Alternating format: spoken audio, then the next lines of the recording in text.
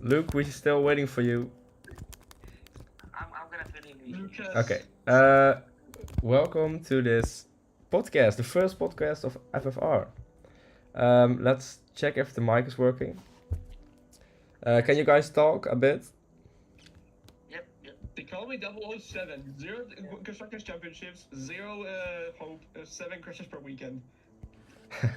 Welcome Is that a school reference? podcast, the first podcast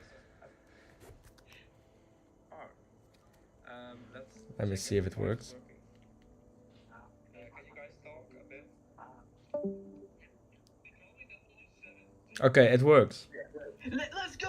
Let's go. It's still a bit poor quality, but it works, so that's fine. Okay, so how are you guys doing? Okay, we're doing good. We're doing And very, very good. are you?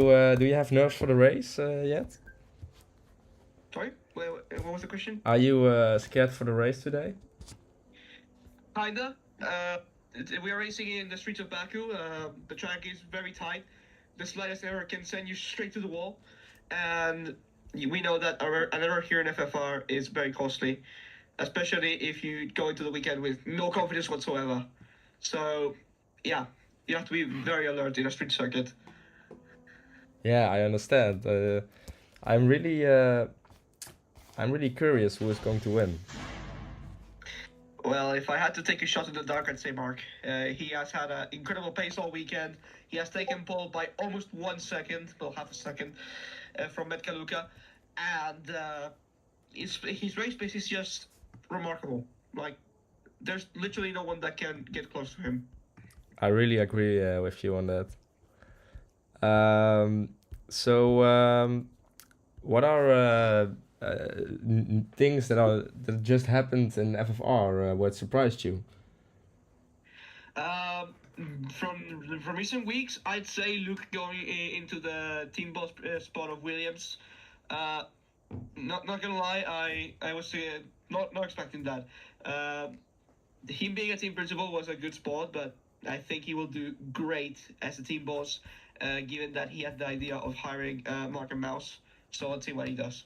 Yeah, really, really big opportunity for him. Um, so, the last race, I did see some things go by on Discord. Um, what did you think about the last race? Last race, last race was in Serbia, if I'm not mistaken. For me, it was a bit bad. Like, the pace was just not there all weekend. We ended up P7. Well, by we, I meant myself, because my teammate Arda finished P4. Really well done. But I just want to forget last weekend ever happened and move on to the next one. Yeah, And it, it was not a good one. and if this one goes bad as well, then I'll just completely forget these next 2 weeks and just focus on Qatar and Shakir. Would you say you're like good on Baku or I mean, I'm decent, like not good, but decent. I'd say my pace is consistent when I completely focus, but it's nowhere near the level of Metkaluka, Mark, and Giga. So, yeah, all uh, right, that's fair. Um, yeah, did you want did you want to say something? no, Okay, okay. So like if you look like at the past years of FFR, what do you think is the thing that changed the most? the most, the size of the community. When I joined in season 13, like it was. Like medium size. Now it has increased by two or maybe by three. Like I've seen many people join, and these guys are just amazing. I met a lot of people on the way, and I can just see that the league will keep increasing in members as the years go by. Yeah, I gotta say it's really going well, and um, it's nice that it's really a community. It's not um, just a server. It's literally a family like.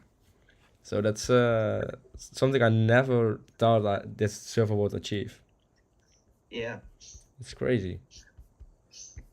Um, so yeah, I see there are not much races left till the next season. Do you think there's someone who has a chance to beat Mark? Uh, okay, being pessimistic, no, nobody. But I'm more of a guy of looking at the half full glass. So I'm gonna say that maybe Matt Kaluka and Giga can take the fight to Mark in these next few races, and with some luck, maybe they can snatch the lead from him. But yeah, like the chances of that happening is like very low. Yeah, true. Well, Giga is second in the leadership, I think now. Yeah. Yeah, he is, and he is behind with about 60 points. So that's like we have how much races left? Let me see. Two, Okay, so we four, have 6, 7, 8. With Baku, 9 races left. So it is possible, but it also depends on how much Mark will participate. Yeah, I mean, Mark has been attending every race for like a while now. I don't think he's gonna stop anytime soon. Yeah, all right. I gotta say he did not join every race, right? Yeah, he missed a few races. I think he missed Hungary and Spa, but yeah.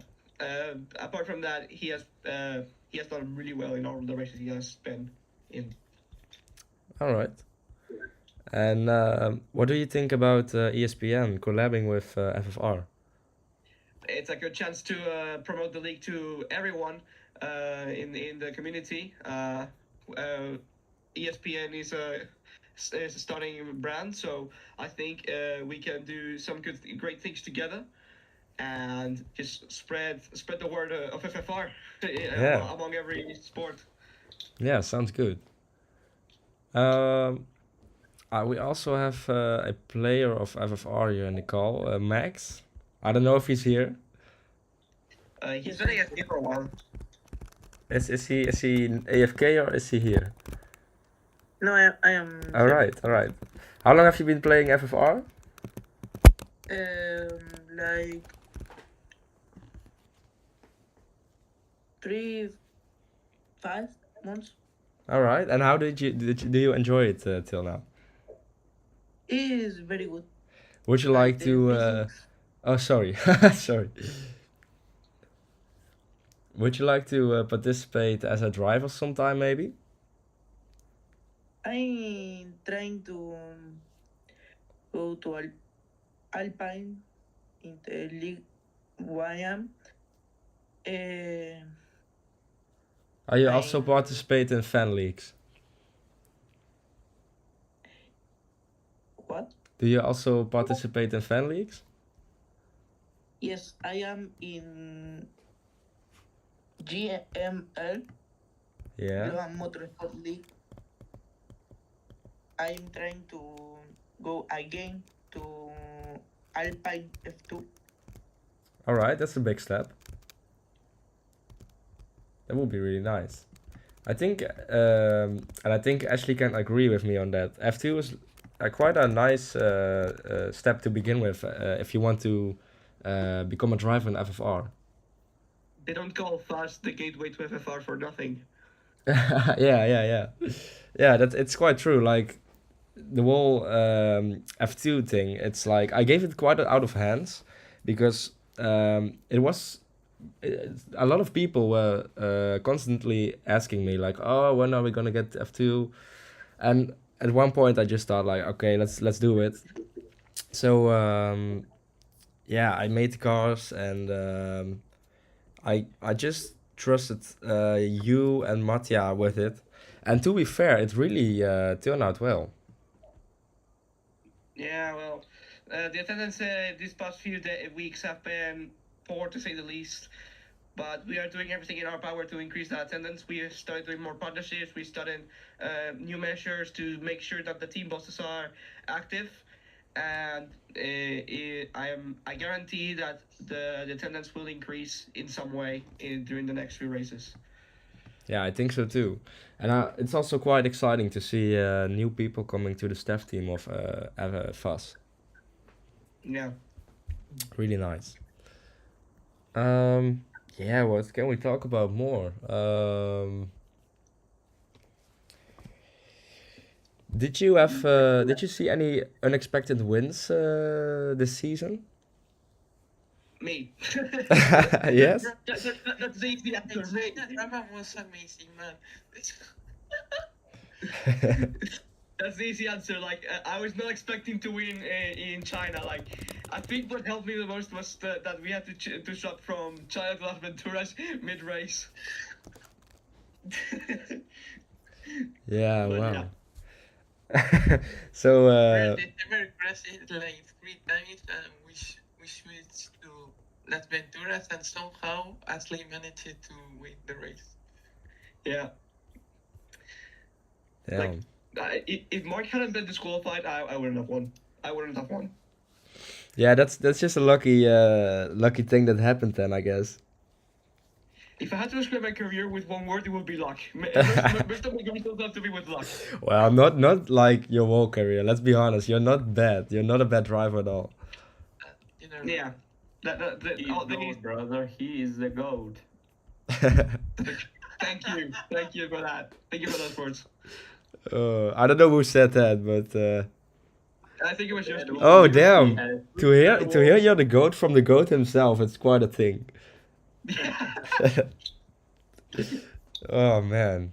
Well, Yoski, how is your role as a team boss working out for you? Well, my first thought was like not to win a World Driver Championship or World Construction Championship, but to teach some new guys, new drivers how to uh, drive fast, how to learn the tracks and lines, and everything about the racing in our community. And I think that I successfully done this aim, but not quite, because as you can see, Dev quite struggles right now, but it is okay for new drivers because he was not competing for a long time. And I hope that Chris and his other teammates will share experience with him. Also, I will. So we will show you our power. Yeah, that sounds quite promising. And I gotta say, Dev is of course also a really young guy. I think he's 40 now, and yeah, he has a lot to learn. And I think it's a really nice opportunity to be trained by the goat of FFR. I can say. Yeah, well, let's be honest. Yersky is one of the guys with the most trophies. So Three-time world champion, multiple races won. I think it's safe to say that Jurski is the greatest driver to ever race in FFR. yeah, that's Let's not forget about Gem or Iron Gold. They are two drivers which can beat me like easily. Yeah. Oh yeah, Jam was indeed a long time ago a driver for FFR. That's like Gem was crazy. yeah. I was can hell. remember that. Yeah, and we also had Icy. I don't know if you guys can remember Icy. Yeah, I do remember him. That was I when heard we of like the pre-blocky cars of FFR at that time, and he was just dominating just like every race. Man. It was Yeah, crazy. He was like Mark. He was like Mark when the cars were made of mesh. Yeah. It's also funny that all the OG drivers were the best. Like it's like in real life, Nicky Lauda and all those guys, they everyone always says there will never be someone like them again, and it's literally the same in FFR.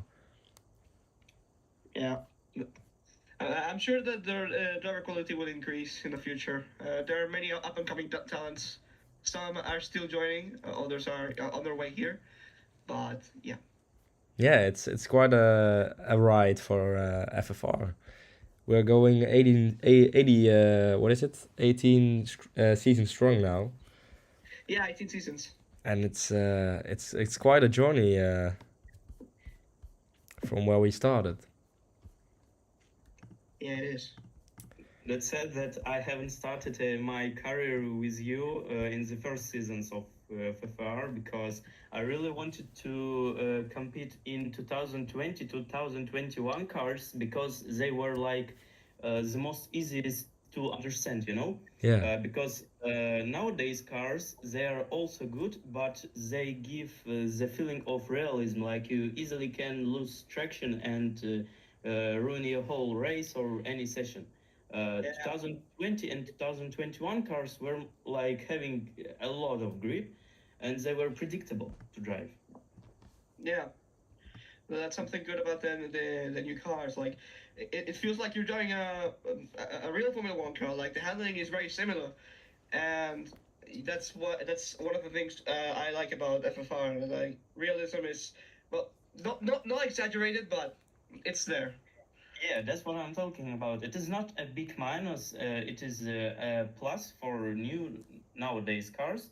It adds a little bit of realism, but not quite like in a setup for the competizione or something else. I don't know. That's good, very good. Yeah, I can remember when I made when I was cooking up the chassis, like it was a hell to constantly change everything, because like I'm really glad with how it turned out. But I can remember at the beginning everyone was complaining and it was just horrible. But at the end, I think I did a pretty good job about making it like a bit realistic for Roblox at least. Yeah, you did a good Bro. job. Bro, I think I was the most complaining man in the community when you developed new chases. Yeah, but Really bad. it did something good for the league. At that time, it wasn't nice, and you know. But if I look back, I'm really glad that you gave feedback.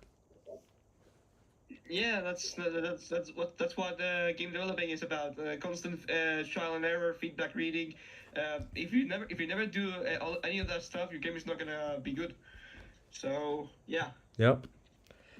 Do you guys remember Bearcourt? No, I don't. I think he has a trophy. Bearcourt, Berkord. I think actually that he is. He was maybe before Yursky even. That it was really a. He's still on the server, I see, and he was. Let's see what season it was. Season 8. Damn. At season 8, he participated in FFR. And with Eli, Reem, Iron, Flashy, Yoka, Sinka, M1 OTC. And it was fun because I just.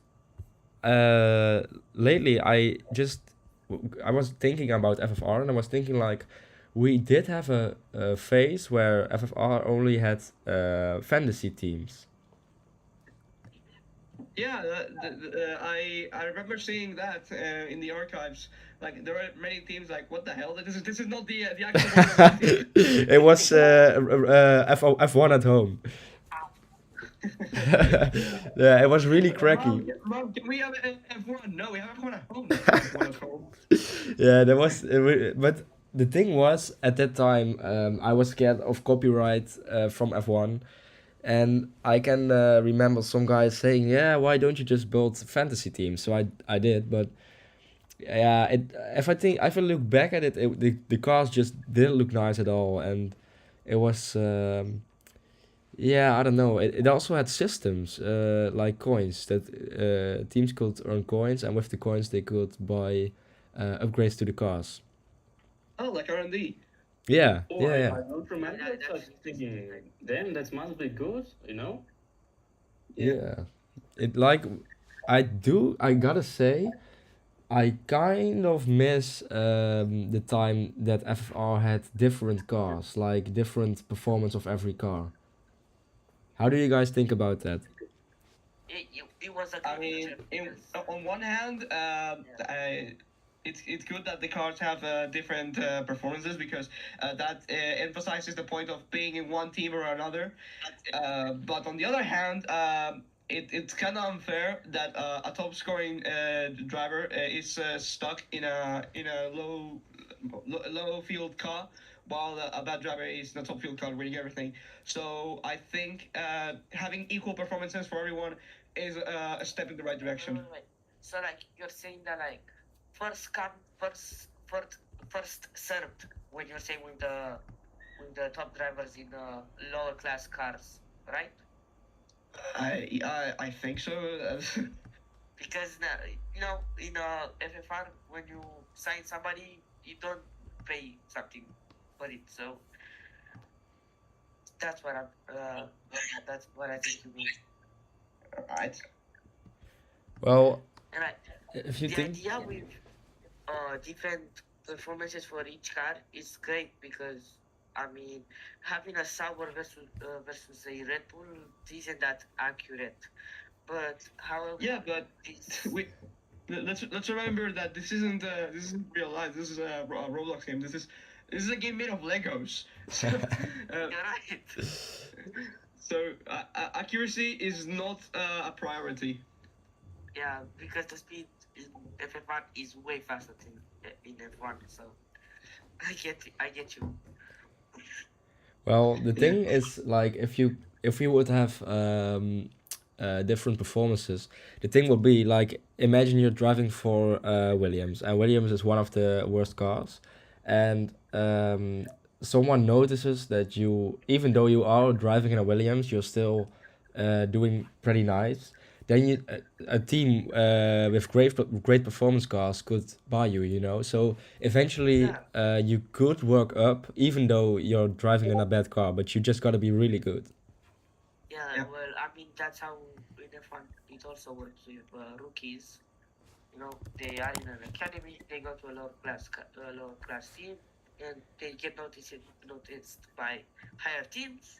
So it's basically like almost the same. Yeah. Great idea, but I think it's not really that great if we put it now again. My opinion. I Because think Ashley, what will be the biggest rage moment in FFR? the biggest Biggest- mistake. Biggest rage moment. I think I can look at you when I say this. Like there's a lot of moments to look at, but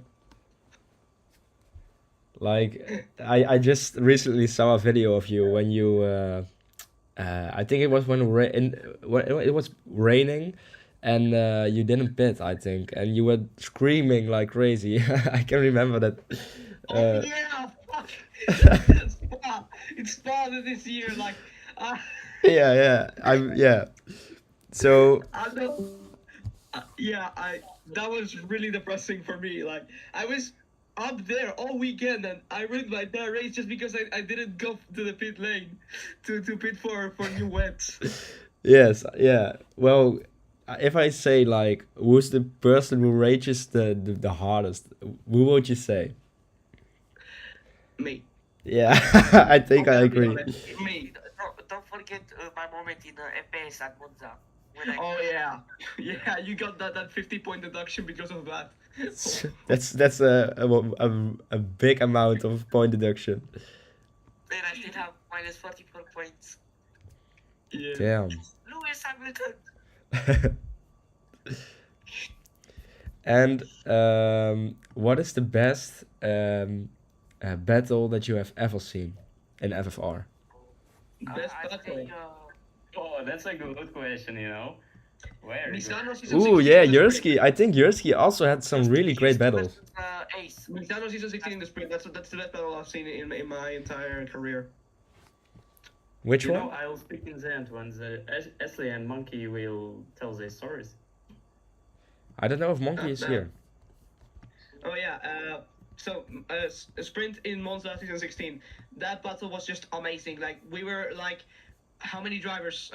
4 or 5. We were like wheel to wheel the entire freaking race, and the top three entered the finish line with like 50 milliseconds between each other. Like it was amazing. I almost won that sprint, but because of penalties, I stayed P3. Wow. I wish to be there also to see it. Back when I was in V car, good times. Damn, yeah, you drive for Veep Cup a really long time, right? I think also, Yeah, like, I'm doing for Williams in season 13 and season 14. Then I moved to LP, but with Vaughn's management in season 15.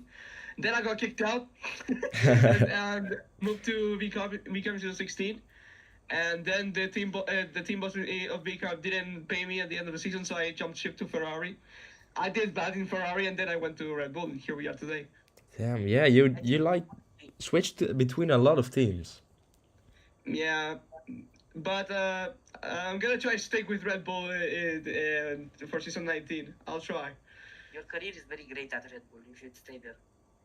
Yeah. Yeah, I think it's a promising team for you. She has potential in that team. Yeah. I didn't know the time. I have to go for the race, guys. You continue without me. Thank you for watching the podcast. Enjoy the rest of it. Good luck on your race. Alright. Thank you. Bye. Bye bye. Ciao. Okay, yeah, that's important to to remember when your race is because you don't want to miss it. Well, I think Mattia was also a really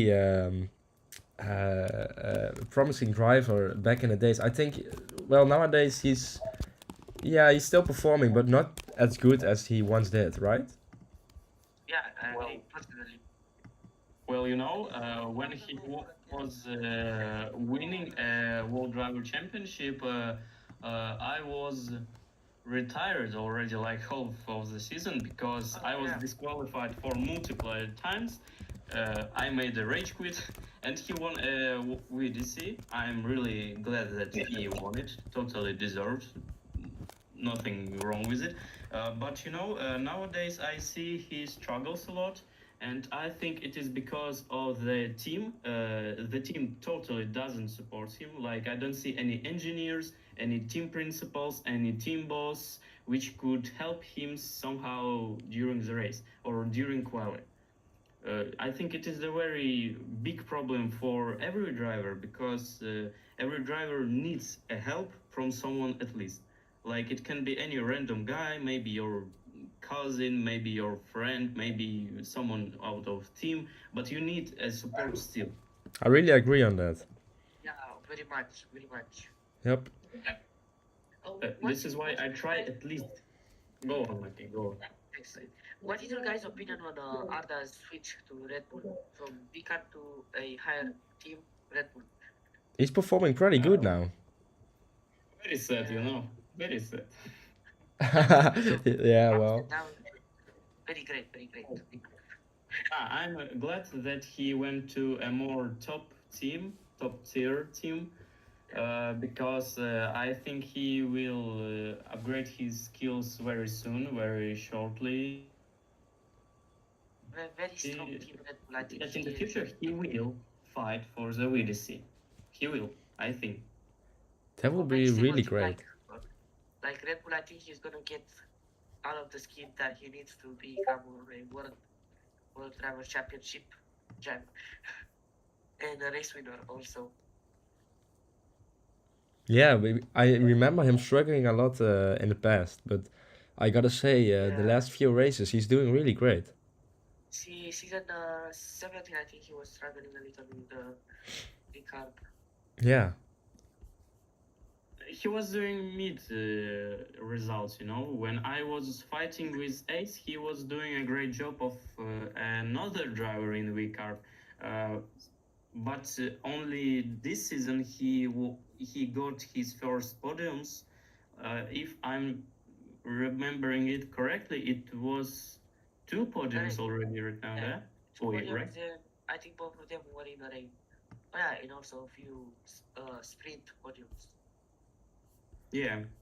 So I think he has a lot of skill now. He learned a lot. do you guys think there's someone who's going to switch teams pretty soon? think yes. I Do you think, dare to call names? Well, I don't know. I don't know. like one of I feel like if uh, one of Williams drivers wins the World Drivers Championship, wait, which one was it? Mark? No, yeah. Yeah. If Mark wins the championship and Williams are kind of going down, I think he's gonna move to a different team because you cannot work in an environment like that. Yeah, do you think he would switch teams even if he wins? I mean, uh, even if, like, let's say, for example, Max Verstappen, a lot of people say he's going to move to Mercedes because Red Bull is a toxic environment because of the drama. This is kind of like basically the same thing with Williams because Arthur doesn't have his team boss role. I think like Ace left, a lot of important people left from that team. So Yeah, yeah, all right. Yeah, that's true. And to close today's podcast, what is one mistake that we still talk about? A yeah, how do you call it? A legendary mistake, which just everyone remembers. And what is one which will always happen? Like, what is a rookie mistake? So let's begin with what is one thing that ever happened and we all can remember. Maybe I can look at Jurski because Jurski is for the longest time here as a driver. Was doing like a lot of mistakes when not during my start of the career, but in the middle and even in the last season. Well, first of all, I think the main mistake of all rookies is that they find out about mouse control uh, too much late, and they try to train it during the season. I think it is a big mistake because you concentrate on it and then you literally forget how to control your car on keyboard. So you just need to train mouse control during the season break or during the breaks between the seasons because they are long and you can practice it like anywhere, even in the main game of FFR. And well, that's the main big mistake which rookies still do nowadays. Okay, that's a good tip I think for people wanting to join in Fast or FFR. that I did that kind of mistake. I drove with controller. I learned to drive with controller when the season in FA started. So yeah, I'm kind of in the same position as what Yuski said in his argument. Yeah, yeah. But now I moved to keyboard backend. I'm performing very well in another league. Ah, that's good to hear. Also, another mistake that I remember was made by myself is to risk too much on track because in the middle maybe of my career I was like risking everything, and I if someone remembers racing at Zandvoort with Emerald. I had a championship battle with Emerald. I was in, I think, Aston Martin, and Emerald was like in Alpine, maybe. I don't know correctly. And I risked to take last turn very wide. And as you know, curbs here in Zandvoort, especially the last turn, are very bouncy, like they're very big. I went too wide and then I flipped and spun out like almost to the pit lane. And I lost like my first place. I was leading the race. And then I was very disappointed, and I don't know why I was met at Emerald, but yeah. Yeah, all right. That's also one to keep in mind if you're racing. Well, this is today's podcast of FFR. I want to thank you guys for participating in the first podcast. So Yeah, a thank you, special Rob, thanks for to having Robert me. Kubica, aka Max, and a special thanks to Jurski. So I one was thing really happy. to say, and that's thank you